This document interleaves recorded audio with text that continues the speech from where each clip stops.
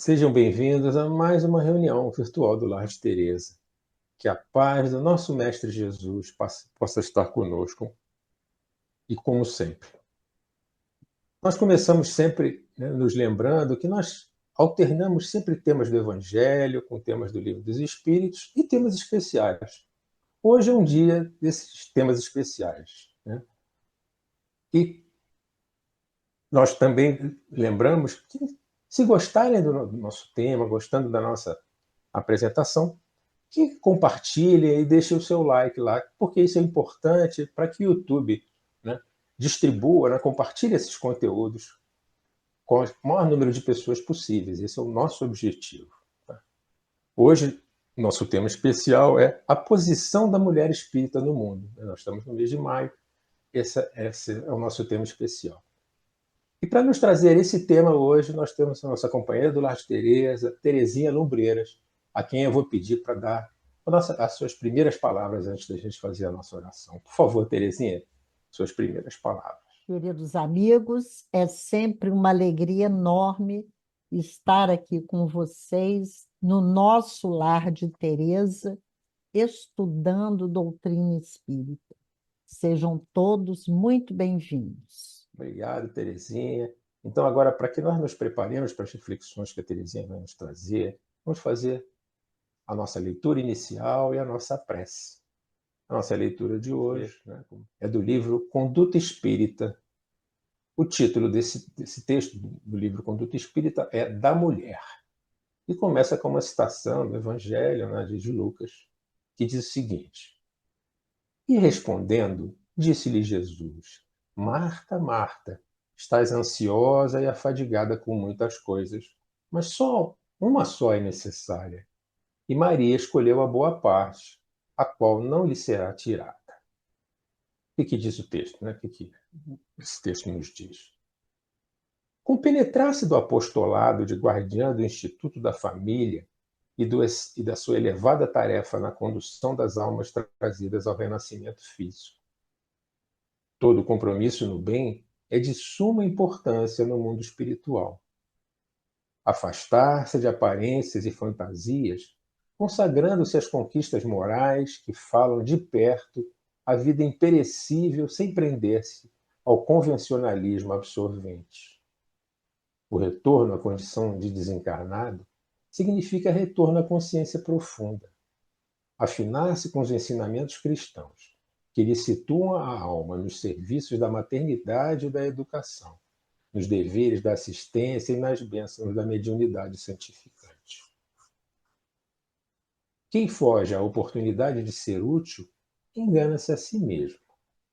Sentir e compreender as obrigações relacionadas com as uniões matrimoniais do ponto de vista da vida multimilionária do espírito, reconhecendo a necessidade das provações regenerativas que assinalam a maioria dos consórcios terrestres. O sacrifício representa o preço da alegria real. Opor-se a qualquer artificialismo que vise transformar o casamento numa simples ligação sexual, sem as belezas da maternidade. Junto dos filhos, apagam-se os ódios, sublima-se o amor e harmonizam-se as almas para a eternidade. Reconhecer grave delito no aborto, que arroja o coração feminino, a vala do infortúnio. Sexo desvirtuado, caminho de expiação.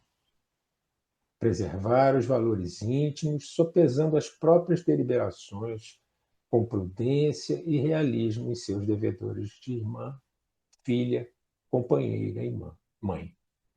O trabalho da mulher é sempre a missão do amor, estendendo-se ao infinito. Esse texto é de André Luiz. Vamos fazer, então, agora a nossa oração e nos prepararmos para essas reflexões que serão trazidas pela nossa companhia. Mestre Jesus, uma vez mais, Mestre, e como sempre o fazemos nessas ocasiões, nós nos lembramos que nos dissestes que estaria conosco. Em todas essas ocasiões em que dois ou mais estivessem reunidos em seu nome. E é por isso que nós pedimos agora, sabendo que estás conosco, a sua bênção, Que nós consigamos nos concentrarmos nesse tema, mais um tema tão importante para nós, mestre. E que essas palavras, como sempre, fiquem gravadas em nós, porque nós sabemos que elas são importantes na nossa caminhada, para as decisões que tomamos, mestre querido. Nessa missão maior que todos temos, que é o nosso crescimento aqui, mais uma vez, encarnados. Em teu nome, em nome do nosso Pai, Deus nosso Pai, é que nós pedimos agora para iniciarmos as nossas reflexões de hoje. Graças a Deus. Graças a Deus. Terezinha, por favor, a palavra é sua. É sempre uma alegria muito grande falar de doutrina espírita. E abrindo o mês de maio, quando comemoramos o Dia das Mães, que as mulheres são todas mães, mesmo aquelas que não geraram seus próprios filhos, mas existem as mães de outras crianças, aquelas que abraçam o carinho, abraçam o necessitado como se fossem seus. Mas o nosso tema de hoje trata especificamente da posição da mulher espírita no mundo. E nós pensamos em remontar ao início da doutrina espírita. Como foi que ela começou? Nós temos na história do espiritismo que Allan Kardec se utilizou das duas médiuns, Julie e Caroline Boudin, de 14 e 16 anos, na elaboração da primeira edição do Livro dos Espíritos. Eram jovens, bem jovens, e também havia as reuniões na sua residência de curiosidade. Kardec levou o assunto mais sério para a reunião. E no dia do lançamento do Livro dos Espíritos, ele ofertou a elas um exemplar do livro. E elas ficaram muito emocionadas. E Kardec até se sensibilizou, porque ele diz: a doutrina deve tanto a essas meninas e elas não percebem o valor, o quanto contribuíram para tal. Mas, continuando, estamos nos baseando no livro do Canuto de Abreu, o Livro dos Espíritos e sua tradição histórica e lendária. Ele começa a perguntar para Caroline pelo noivo. Então, ela já estava noiva. E Julie também já estava comprometida. Acabando esse trabalho do qual elas deram conta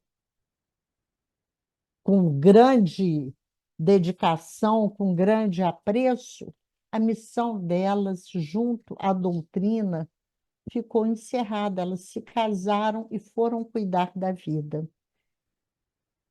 Lembramos, em continuação, de Amélie Gabrielle Boudet, a esposa do professor Rivaio, Allan Kardec, que, ao contrário do que se costumava ver acontecer no mundo naquela época, século XIX, ela nasceu século XVIII, as mulheres não estudavam, mas ela era uma moça culta. Ela, inclusive, estudou no método Pestalozzi como Allan Kardec. Diz assim, foi professora de primeira classe, formando-se na escola normal leiga, foi poetisa e artista plástica, com domínio de técnicas tradicionais. Ela teve alguns livros editados e foi ali o esteio para que o professor Rivaio tivesse a segurança de levar a sua missão adiante. e, posteriormente, com a sua desencarnação, ela continuou o trabalho fiel à doutrina a que o marido tanto tinha se dedicado, ela preocupada em que os seus princípios não fossem desvirtuados.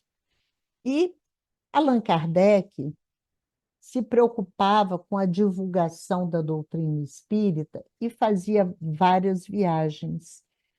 A, o Clarim, a editora O Clarim, publicou A Viagem Espírita em 1862. São relatos retirados da Revista Espírita e foi feita essa publicação à parte. Allan Kardec fazia várias viagens ao redor de Paris para divulgação, mas essa de 1862 foi a mais longa. Então, nessa viagem, ele visitou várias cidades e em Brotteaux, o Centro Espírita de Brotteaux, que era um centro de Lyon, ele dizia que era o único centro de Lyon. E o senhor Dijot, o chefe de oficinas, o recebeu. E a sua esposa, ali junto dele. E Kardec, aqui no livro, ele diz assim: a mulher perfumada de amor e vestida de renúncia vai ser a valiosa companheira do Espiritismo. E ela estava ali convicta também dos princípios espíritas. E, nessa ocasião, um operário, igualmente como o senhor Dijot, o senhor Courtet, fez um pequeno discurso e ele diz o seguinte: senhores, na qualidade de membro do Grupo Espírita de Brotteaux, e em seu nome, venho vos propor um brinde em honra do senhor e da senhora Dijot. Senhora, cumpro um dever muito agradável, servindo de intérprete a toda a nossa sociedade, que vos agradece por tudo quanto fizestes em nosso favor. Quantas consolações haveis feito brotar entre nós, quantas lágrimas de ternura e de alegria nos fizestes derramar. Bem sabemos, Senhora, que sois apenas a intérprete dos espíritos superiores que a vós estão ligados, mas também com que devotamento realizais essa tarefa. E aí continua, na história do Espiritismo, ainda diz aqui, kardecista, essa mulher do povo, essa esposa e mãe de operários, é a primeira figura feminina que se projeta na linha de um horizonte difuso, no qual, entretanto, firmemente acendem-se as luzes das mais altas aspirações. A senhora Dijot, ali, uma pessoa simples, como todos que ali estavam, mas firme na sua convicção. Em seguida, nós vamos lembrar da médium espanhola, Amália Domingos Soler, nascida a 10 de novembro de 1835 e desencarnou a 29 de abril de 1909. Era uma pessoa simples, pobre, lutou com muita dificuldade na vida e, ao longo da sua existência, ela foi ficando cega.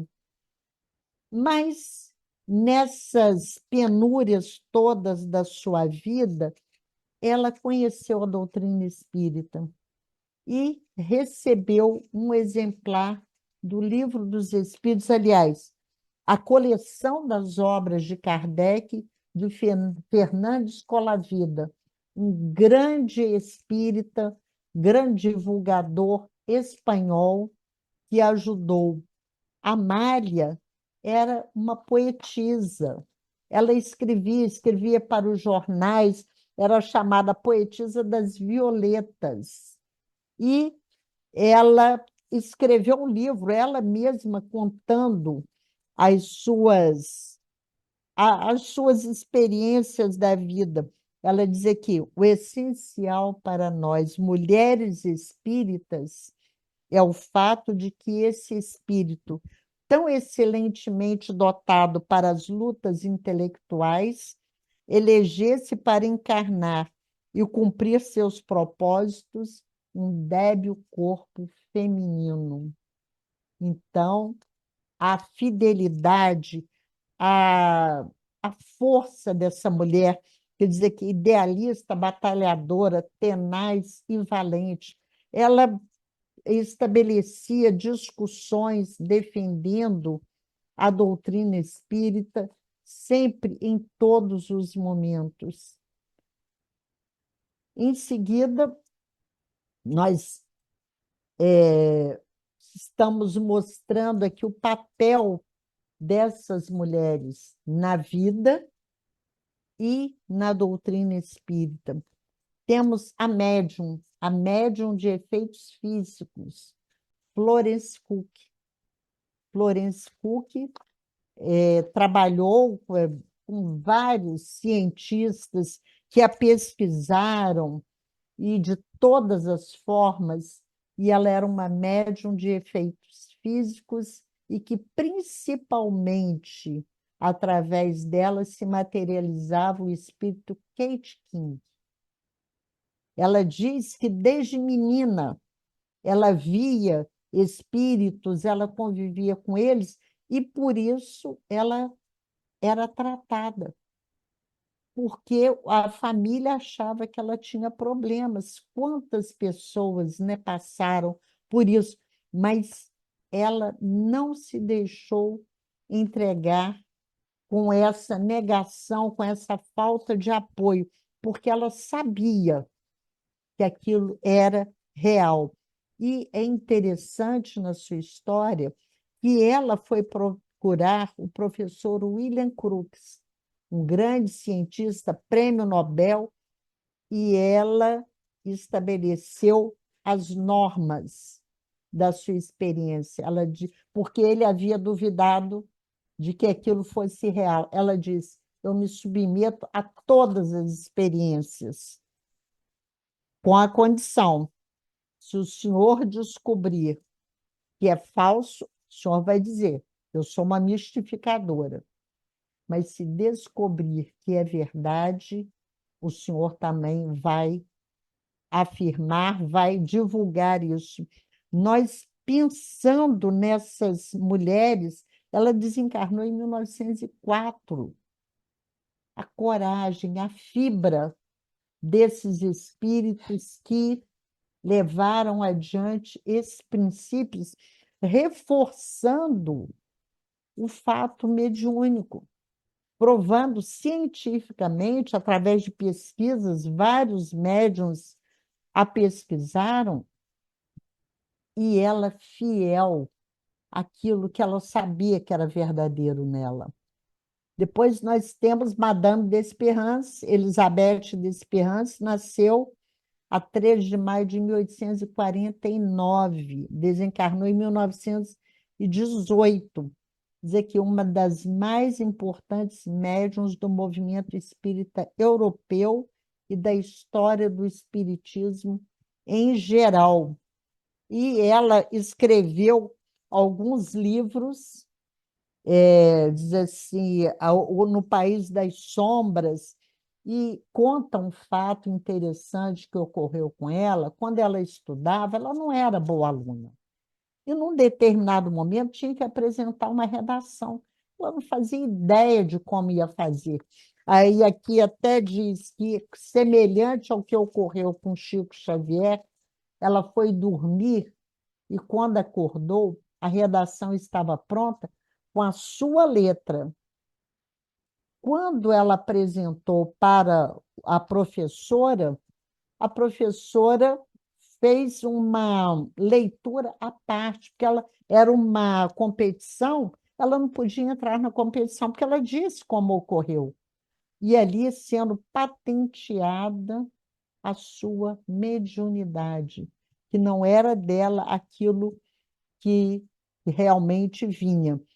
Ela disse, foi uma poderosa médium de efeitos físicos, psicografia, clarividência, foi pesquisada por muitos sábios, Alexandre Aksakov, Frederic Zollner, e na sua obra diz, um dos casos mais extraordinários produziu-se em dezembro de 1893, numa sessão realizada na Finlândia. Fato que projeta viva luz sobre os misteriosos fenômenos de materialização e confirma, pela vista e pelo tato de muitas testemunhas, o que até a presente data não era senão um postulado teórico exigido pela lógica. Então, ela trazendo para nós claramente e não se preocupando em se expor. Nós vemos todas essas mulheres, vamos falar de mais algumas, que tinham tanta convicção daquilo que ocorria com elas, que não tinham preocupação de ser inconveniente, não ficarem bem. Não, elas se expuseram para que aquele fato fosse efetivamente comprovado.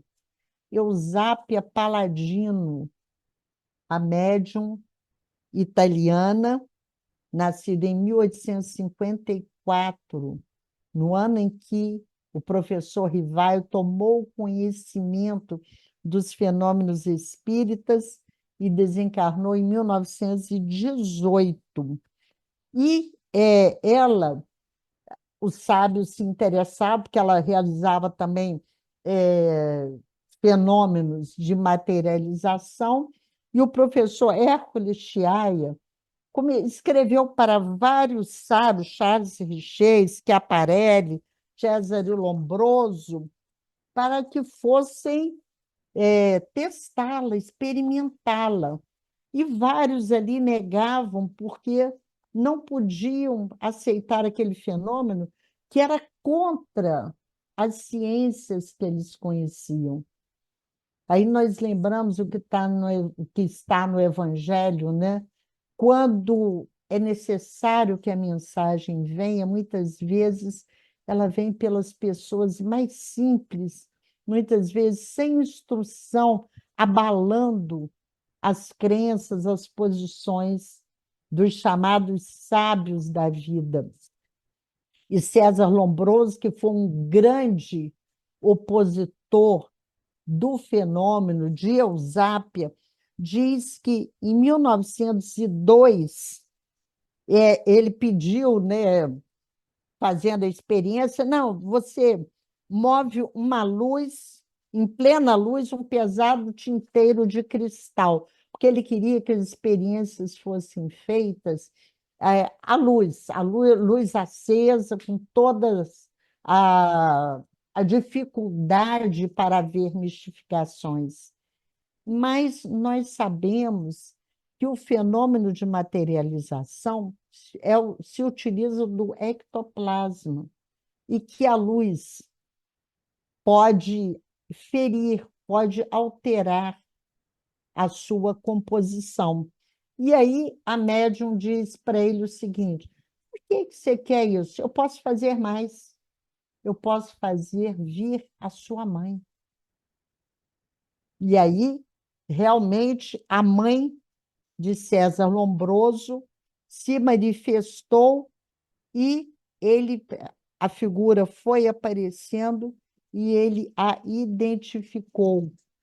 E aqui nós sabemos que também outros cientistas a pesquisaram, como Charles Richer, Sir Oliver Lodge, e Sir Oliver Lodge diz o seguinte: qualquer pessoa sem invencível preconceito que tenha tido a mesma experiência terá chegado à mesma larga conclusão, isto é, que acontecem coisas consideradas impossíveis. E nós chegamos ao Brasil, não a uma médium simplesmente como tantas, mas a uma grande educadora, Anália Emília Franco. Nascida em 1856, desencarnou em 1919. Anália Franco, como é conhecida, se formou, terminou o curso normal com 16 anos, muito jovem, e ela logo começou a ensinar. Só que ela usava um método arrojado, usava inclusive o método de Pestalozzi no acolhimento a todas as crianças. Num determinado momento, ela alugou um sítio, mas ali ela acolhia também filhos de escravos, aquelas crianças que já não eram mais escravos, mas que estavam abandonadas. E ela acolhia todos para ensinar. Quando a dona da propriedade descobriu, mandou ela sair, porque isso não podia acontecer. E a Anália saiu, fundou colégios, várias escolas pelo Brasil inteiro, bandas de música, jornal, e a sua maior preocupação é promover o ser humano. Acabar, imaginemos, ela desencarnou em 1919, a grande diferença do nível social daquelas pessoas que nada tinham, não tinham oportunidade, e ela preocupada com isso. Ela batalhou e fez todo o possível, conseguia auxílio de autoridades, e ela dizia o seguinte: conceber o bem não basta, é preciso fazê-lo frutificar. Gente, isso é um exemplo para nós, porque em muitas ocasiões nós dizemos queria tanto fazer o bem, queria tanto ajudar e ficamos só no queria. Essas mulheres, e lembrando, numa época que a mulher não tinha direitos, a mulher não era ouvida. E todas essas mulheres se fizeram respeitar, foram à luta, e essas que estamos falando, ligadas à doutrina espírita, para solidificar, para tornar conhecidos os princípios espíritas e a necessidade de trabalharmos pela educação, pela evolução de todos os seres humanos. Quando nós lembramos Anália, a grande dama da educação brasileira, ela precisa de ser conhecida, conhecida nos meios educacionais, os métodos que ela usava, como ela trabalhava com as crianças. E nós não podemos deixar de falar também na dona Aparecida Conceição Ferreira, a dona Cida, também desencarnou em 2009.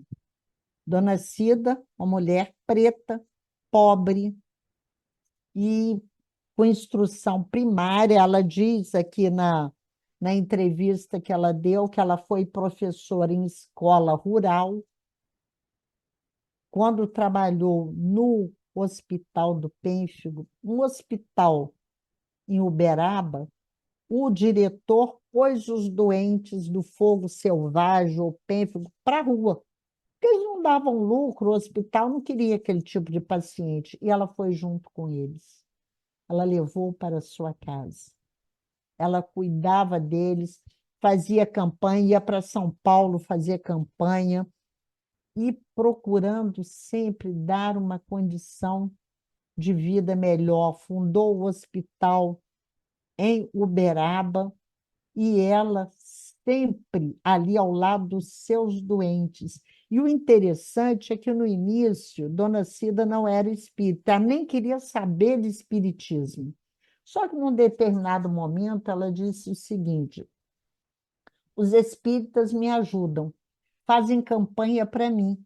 Chico Xavier me ajuda. Eu tenho que ser espírita. Tem até um fato muito interessante em que ela relata que ela não tinha calçado. Ali, tudo que ela recebia era para os doentes. E o Chico mandou roupa, calçado, exatamente no tamanho dela. E ela ficou. Como é que ele pode saber o meu tamanho? E mais coisas sobre a Dona Cida está no livro Fogo Selvagem, Alma Domada, da Nádia Luz, e aqui ela diz, é o tema da pesquisa do doutorado dela, tratando da Dona Cida. Então, mulheres corajosas, arrojadas, que tiveram a coragem da fé. Ivone do Amaral Pereira. Ivone, nós conhecemos um pouco mais, a grande médium Ivone, nos romances que ela nos trouxe, ela contou ali a sua vida, mostrando os altos e baixos, trabalhava principalmente no terreno da obsessão, do suicídio, porque ela também já tinha sido suicida em outras encarnações. Pobre, passou por muita dificuldade, mas ali ela, nessa existência, ela se manteve fiel ao propósito abraçado. Depois de muitas existências de lutas, de dores, ela entendeu o que precisava de fazer. E nada a desviou da sua missão, do seu trabalho de ajudar os necessitados, renunciando totalmente à sua vida particular para atender aos espíritos, atender aos sofredores. E diz assim, ela foi criada num ambiente pobre, mas na sua casa os pais sempre acolhiam aqueles necessitados. Então, ela aprendeu isso com eles, desde cedo, a ter essa compaixão. Nós teríamos muitas outras pessoas de quem falar. Ana Prado, Marlene Nobre, quantas, Benedita Fernandes, inúmeras. Mas essa amostra que nós trouxemos foi para vermos que tudo é possível. Quando a convicção nos chega, quando nós compreendemos toda a mensagem, nós vamos ser fiéis. E nós, no Lar de Teresa, temos o nosso exemplo da Dona Brunilde, a fundadora do Lar de Teresa. Na figura dela, nós vamos lembrar de todas as nossas trabalhadoras, de todas aquelas que se dedicam com idade avançada, apesar da doença, estão firmes no trabalho, fiéis à mensagem que abraçaram. E lembramos, pelo Brasil afora, pelo mundo afora, quantas mulheres anônimas que se dedicam, que abraçaram a tarefa, que não se incomodam em perder nada, não querem projeção, querem apenas servir a doutrina espírita e levar a sua mensagem do bem, do amor, da justiça. Então, que essas mulheres nos sirvam de exemplo. E quantas outras vocês vão pesquisar, vão descobrir muitas outras que nós não podemos dizer cometemos injustiça, porque não teríamos como falar de todas. Mas Qual é o caminho que eu quero seguir? O que eu pretendo da vida? Está bom como está? Eu posso melhorar? Como disse Anália Franco, não basta desejar o bem, é necessário praticá-lo. Foi o que ela fez numa época em que as mulheres não eram valorizadas, não eram ouvidas, mas ela corria atrás. Então, nós vendo que hoje, quantas correm atrás? Centros pequenos, anônimos, localidades pequenas, estão muitas mulheres lá fiéis, fiéis à mensagem, fiéis à doutrina, fiéis a Jesus. Nós parabenizamos a todas as mulheres, a todas as mães, mães de filhos próprios, filhos de outras, mães do coração, tias, mães, todas que acolhem, que promovem o ser humano. E agradecemos a doutrina espírita, agradecemos a todas essas mulheres que pavimentaram o caminho para que hoje, livremente, nós exercêssemos a nossa crença, a nossa fé e pudéssemos divulgá-la livremente. Que Jesus nos ilumine e continue conosco em todos os momentos. Obrigada.